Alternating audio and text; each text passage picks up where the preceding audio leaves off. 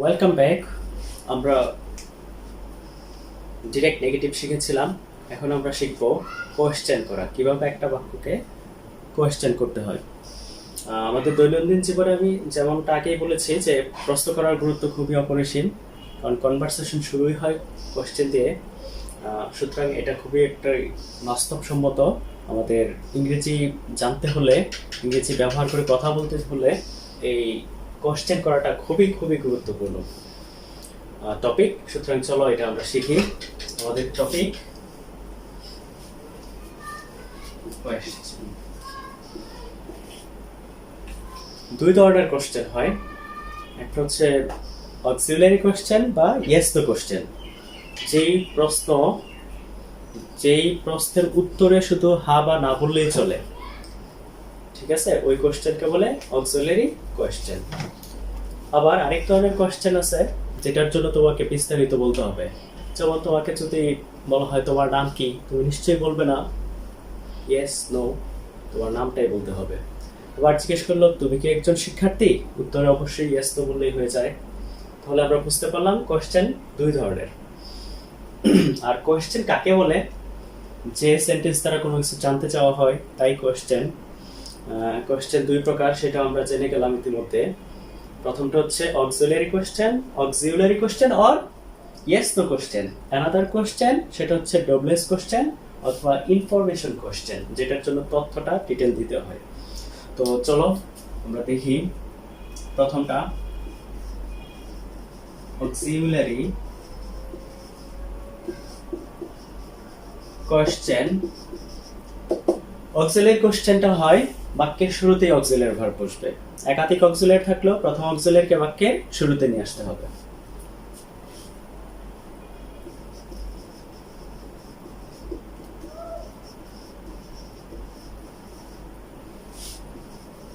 বাক্যের শুরুতে auxiliary verb বসে। এখন কথা হচ্ছে অক্সিলারি তো একাধিক থাকতে পারে, আমি আবার বলতেছি প্রথম অক্সিলারি। এক্ষেত্রে কি প্রথম অক্সিলারি। আচ্ছা, দ্বিতীয়ত অক্সিলারি না থাকলে কি করতে হবে? অক্সিলারি না থাকলে ওই যথারীতি আমরা নেগেটিভে যে শিখেছি, অক্সিলারি না থাকলে কি করতে হবে? ডু ডাজ ডিডকে অক্সিলারি হিসাবে ব্যবহার করতে হবে।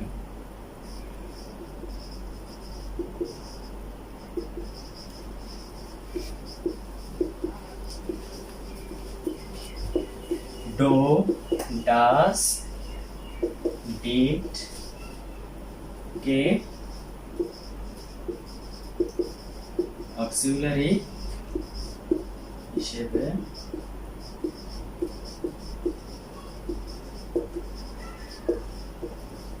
ডু ডাজ ডিডকে অক্সিলারি হিসেবে ব্যবহার করতে হবে। আবারও মোস্ট ইম্পর্টেন্টলি আগের কথাটাই, ডু ডাজ ডিডের পরে মূল ভার্ব বসবে। ডু ডাজ ডিডের পরে মূল ভার্ব বসবে।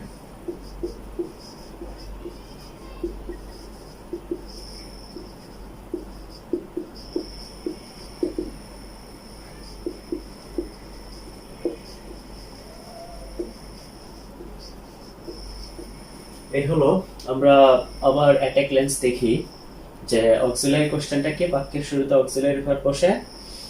আর দ্বিতীয়ত কথা হচ্ছে অক্সিলারি ভার্ব না থাকলে ডু ডাজ ডিডকে অক্সিলারি হিসেবে ব্যবহার করতে হবে। And most importantly do does ডিডের পরে মূল ভার্ব বসে। তো চলো আমরা দেখি কিভাবে কি করতে হয় উদাহরণের মাধ্যমে। আমরা উদাহরণ দিব।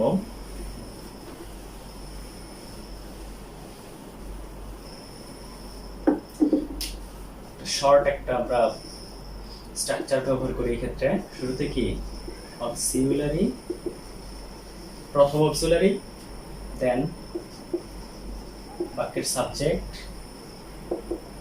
তারপরে কি বাক্যের ভার্ব বা ডট ডট ডট দিয়ে অবশ্যই যেহেতু কোয়েশ্চেন শেষে কি হবে? কোয়েশ্চেন মার্ক বসবে। তাহলে যেমন একটা বাক্য, they are learning English. They are learning English. তাহলে এই বাক্যটাকে আমরা কিভাবে কোয়েশ্চেন করতে পারি? Auxiliary question. প্রথমে দেখবো অক্সিলারি ভার্ব আছে কিনা। পেয়েছি আমরা, তাহলে লিখবো এটা আর দে সাবজেক্ট, তারপর বাকি অংশ।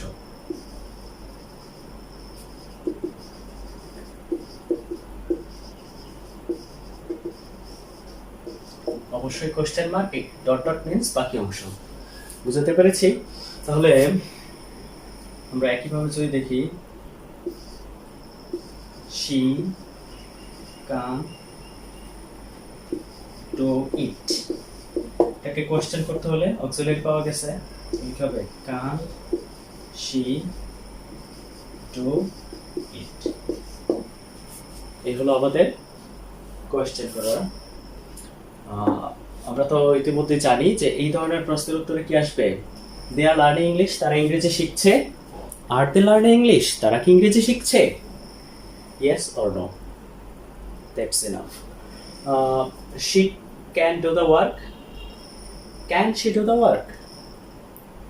Yes or no? তার মানে এটা হলো অক্সিলারি কোশ্চেনের স্ট্রাকচার। আমরা এই স্ট্রাকচার অনুযায়ী যে কোনো বাক্যকে করব। তাহলে আমরা এখন দেখি অক্সিলারি না থাকলে কিভাবে করতে হয়।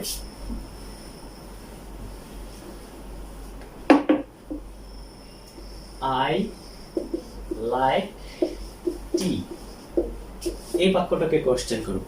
আমি চা পছন্দ করি। আমি কি চা পছন্দ করি? তাহলে কি হবে? অক্সিলারি নাই, প্রেজেন্ট ইনডিফিনিট আমরা যথারীতি জানি ডু ডাজ ডিড আনতে হবে। ডিড পাস্ট ইনডিফিনিটের জন্য তাহলে কি দাঁড়ালো এখানে? ডু। আই ডাজ আনতে পারতেছি না কেন? ডিড আনতে পারতেছি না কেন? এটা একটু দেখবো। ভার্বের সাথে এস বাই এস থাকলে ডাজ ব্যবহার করব, ভার্ব টু থাকলে ডিড, আর বাকি সকল ক্ষেত্রে do. Do I like tea, question mark. যথারীতি আমরা যে স্ট্রাকচার ফলো করি, প্রথমে অক্সিলারি ভার্ব না থাকার কারণে ডু আনা হলো, সাবজেক্ট আই, তারপর বাকি অংশ লাইক টি। That's it. আমরা একইভাবে যদি দেখি, রানা প্লেস ক্রিকেট, এটাকে কোশ্চেন করলে শুরুতে কি হবে? ডাজ রানা, তারপর হবে যেহেতু এখানে ডাজ ব্যবহার করে ফেলছি, play.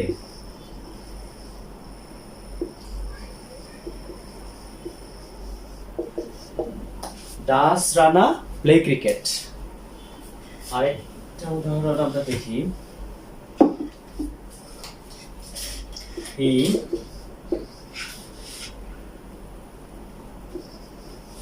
caught fish, he caught fish, এটাকে যদি আমরা কোশ্চেন করতে যাই, did he catch হবে, ভার্ব ওয়ান হয়ে যাবে, কারণ did দিয়ে বুঝিয়ে দেওয়া হলো বাক্যটা past indefinite. did he catch fish, question mark হবে। আবারও বলতেছি, অবশ্যই অবশ্যই কোশ্চেন মার্ক দিতে হবে, যেহেতু কোশ্চেন। এই তো গেল আমাদের অক্সিলারি কোশ্চেন। আমরা এখন কাজ করব ডবলএস কোশ্চেন নিয়ে। তার আগে 2 মিনিটের বিরতি নিচ্ছি। ওয়েট। বিরতির পর আমরা আবার ফিরে আসলাম আমাদের বাকি কার্যক্রমে। কোশ্চেন দুই প্রকারের, এক প্রকার আমরা ইতিমধ্যে শিখেছি, দ্বিতীয় প্রকার কোশ্চেন সেটা হচ্ছে WH question.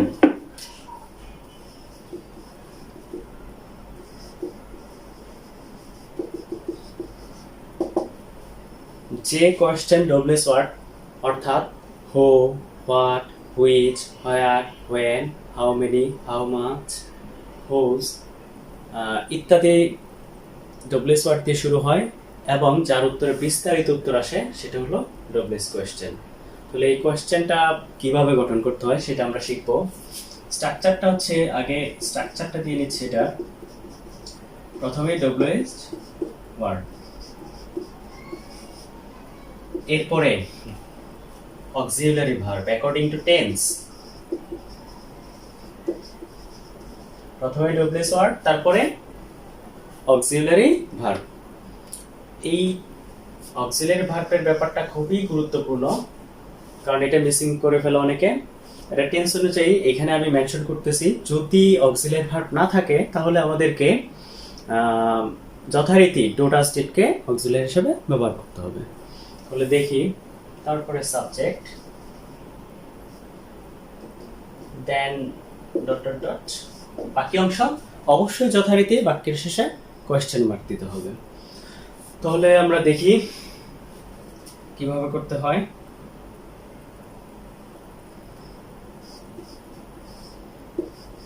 He can do the work, এই বাক্যটাকে আমরা কোয়েশ্চেন করব। তাহলে কিভাবে? এই কোয়েশ্চেন বলতে আমরা ইন্টারোগেটিভ ঠিক আছে, কিন্তু আমরা ওই ট্রান্সফরমেশন ইন্টারোগেটিভকে এখানে নিয়ে আসবো না। আমরা এটা ফর্মাল যে কোয়েশ্চেন কনভারসেশনের জন্য দরকার, ন্যারেশনের যে জাতীয় সেন্টেন্স পাবো, এবং যেই অ্যাক্টিভ প্যাসিভ করতে গেলেও আমাদের এরকম বাক্যকে করতে হয়, প্যাসিভ করতে হয়, তখন আমরা কি এই জিনিসগুলো বুঝি না যে আসলে কেন হয় নাই। অক্সিলারি ভার্বের ব্যাপারটা তখনই দরকার। তাহলে আমরা শুরুতে দেখতে পারি he can do the work. তাহলে এখানে আমরা কি করতে পারি? প্রথমে ডব্লিউএইচ ওয়ার্ড হোয়াট, তারপরে অক্সিলারি ভার্ব ক্যান, সাবজেক্ট হি, এবার বাকি অংশ ডু। কিন্তু আমি কি এটা উল্লেখ করবো এখানে? নো, নেভার, কারণ আমি তো জানতেই চাইছি সে কি করতে চায়, কি করতে পারে, তাহলে সেটাই।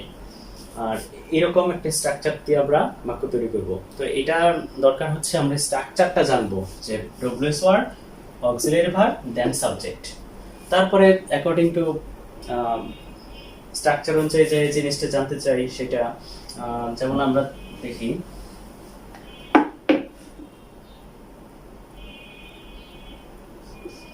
ইউ লিভ ইন বাংলাদেশ, এটাকে প্রশ্ন করতে চাচ্ছি, তুমি কোথায় বাস করো? তাহলে কি হবে? হোয়ার, কোন টেন্স? প্রেজেন্ট ইনডিফিনিট, অক্সিলারি নাই, যথারীতি আমাদের কি আনতে হবে? ডু ডাজ ডিড থেকে চিন্তা করতে হবে। এস বাই এস নয়, ভার্ব টু না, তাহলে ডু। এতটুকু যখন আমার কমপ্লিট হয়ে গেল, দেন আমি subject you, where do you live in. আমি তো জানতেই চাইছি কোন দেশ, সেজন্য আমার কি লাগবে না, বাংলাদেশ উল্লেখ করতে হবে না, প্রশ্ন। আমি জাস্ট সেন্টেন্স থেকে একটা প্রশ্ন তৈরি করা শিখতেছি। যখন আমি এইভাবে শিখবো, ভাইস ভার্সা, উল্টাটা, দেন উত্তর দেওয়া শিখবো, তাহলে আমার জন্য কি হয়ে গেল, জিনিসটা সহজ হয়ে গেল। পরবর্তীতে বাক্য তৈরি করার ক্ষেত্রে, স্পিক করার ক্ষেত্রে, স্পোকেন ইংলিশে আমাদের এই জিনিসগুলো খুব কাজে দেয়। যদিও এটা কনভারসেশনে ভুল নয়, কিন্তু আমাদের যখন রিটেন ইংলিশে যাব, আমাদের এই জিনিসগুলো খেয়াল করতে হবে। আর অ্যাজ এ স্টুডেন্ট তোমাদের জন্য মোস্ট ইম্পর্টেন্টলি যে জিনিসটা জানা দরকার, যে যখন তোমরা আনসারিং কোয়েশ্চেন করো তখন এই ভুলগুলো করে থাকো, যে যেই টেন্সে থাকে ওই টেন্সে উত্তরটা করো না, বা ওইটাকে ফলো করো না, যে কি জানতে চাইছে। এখানে ডিড দেওয়া থাকলে তোমরা বুঝো না, তোমরা তোমাদের মতো প্রেজেন্টে লেখা থাকো, তাহলে তো এটা হলো না। তোমাকে জানতে চাওয়া হলো তুমি কি ঢাকা গিয়েছিলা, তুমি বললা আমি ঢাকা যাই, হবে না তো, ব্যাপারটা এরকম। তাহলে আমরা একটু পাস্টের উদাহরণটা দেখি। তো আগে যে উদাহরণটা ব্যবহার করেছি, হি কট ফিশ। এখন আমি এটাকে প্রশ্ন করতে চাচ্ছি, সে মাছ ধরেছিল। আমি যে জানতে চাই সে কি ধরেছিল, তাহলে প্রথমে হবে কি, হোয়াট ডিড। যেহেতু এখানে পাস্ট আছে, এই জন্য আমাদের কি ব্যবহার করতে হবে? ডিড। তারপরে যথারীতি সাবজেক্ট হি। এবার কি আর আমাদের ভার্বটা ঠিক থাকবে যেটা ছিল? অবশ্যই না, ভার্ব ওয়ান হয়ে যাবে, মানে ক্যাচ হবে। ঠিক আছে, কারণ এই ডিড দিয়ে বোঝানো হয়েছে কি, বাক্যটা past indefinite tense. What did he catch, question mark হবে। এবার তুমি একটু ফলো করো তো এইভাবে, যখন তোমার পরীক্ষায় এরকম একটা প্রশ্ন আসলো যে what did he catch, basic ব্যাপারটা আমি ছোট সেন্টেন্স দিয়ে বোঝাচ্ছি, কিন্তু ব্যাপার কিন্তু মূলত এইটাই। যত বড় কোয়েশ্চেনই হোক, স্টার্টিংটা এইভাবেই হয়। তাহলে কি হবে, হি, তারপরে ডি দেখি তুমি বুঝলা যে এখানে যদিও ক্যাচ আছে, আমাকে এটাকে কি করতে হবে, কট।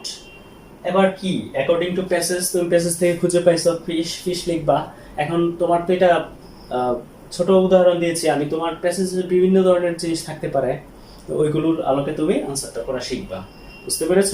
এই জন্যই বলেছিলাম যে কোয়েশ্চেন জিনিসটা খুবই দরকারি, বিকজ কোয়েশ্চেন দিয়েই তার জ্ঞানের পরিধি মাপা হয়। বুঝতে পারছো? তো আমরা এই কোয়েশ্চেনের ব্যাপারগুলোকে খুবই গুরুত্বের সাথে দেখবো, গুরুত্বের সাথে নিব। তো এই তো গেল ডব্লিউএস কোশ্চেন। এবার আমি একটু বাংলা থেকে কিভাবে ইংরেজিটা করতে হবে সেই জিনিসটা একটু ফলো করবো আমরা এই ক্ষেত্রে, কারণ আমাদের পড়াশোনা এখন বাংলা থেকে ইংরেজি বা ইংরেজি থেকে বাংলাটা যদিও উপস্থিত নাই, কিন্তু এটা আমাদের অ্যাজ এ বাংলাদেশে আমাদের এই জিনিসগুলো জানা খুবই দরকার। যেমন তুমি কেমন আছো,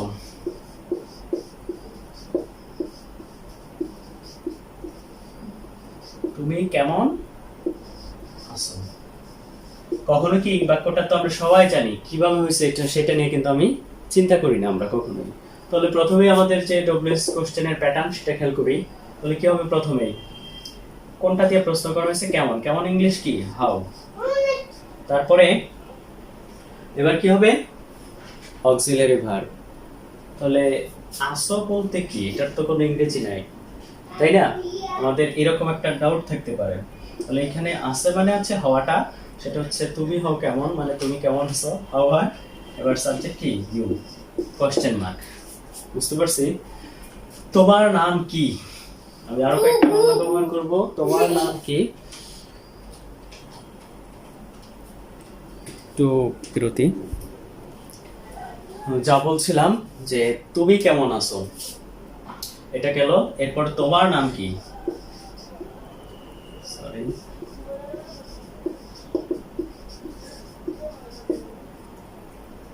কি মানে ইংরেজিটা আমরা সবাই জানি, স্ট্রাকচার অনুযায়ী যদি করতে যাই তাহলে কি হবে? হোয়াট, কি। আমাদের এখানে কিওয়ার্ড বা প্রশ্ন করার জন্য যে জিনিসটা দরকার ডব্লিউএস ওয়ার্ড, হোয়াট। তারপরে তোমার নাম is your name,